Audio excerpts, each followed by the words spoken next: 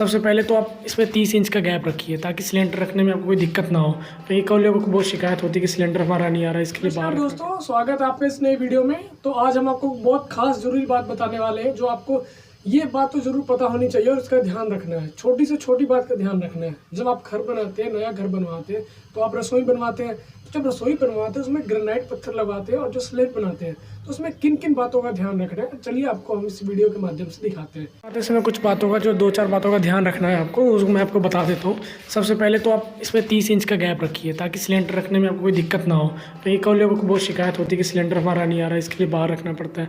और एक और, जब ग्रेनाइट पत्थर लगवाएं तो ये देखिए, ये दोनों जोड़ के लगवाएं और हमेशा टेपर जो करें वो ऐसे ट्रायंगल शेप में करवाएं ताकि ये दिखने में भी अच्छा लगता है और न्यू ट्रेंड और न्यू जनरेशन के हिसाब से। और सबसे बड़ी बात ये है कि फ्रिज रखने में बड़ी दिक्कत होती है, तो आप ये देख सकते हैं, ये रसोई की पूरी स्लेब है, साथ में हमने स्पेस छोड़ी है और साथ में छोटी स्लेब बनाई है सिंक के लिए।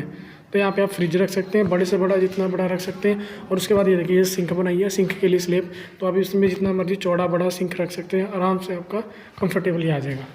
और रही बात सिंक की, बर्तन धोने के लिए, तो दे देखिए 2 सिंक ऑलरेडी हमने बनवाए हैं, लगवाए हैं, तो इसमें आसानी रहती है, आप जैसे मर्जी धोएं वगैरह करें।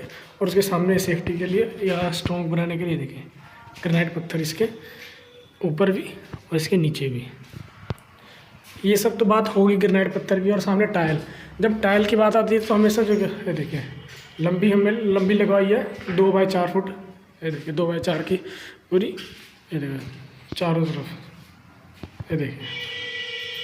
इससे मतलब इससे रसोई में एक नई जान आ जाती है, नई तरह का लुक बन जाता है। आपको मैं दिखाना चाहता हूँ, ये देखो।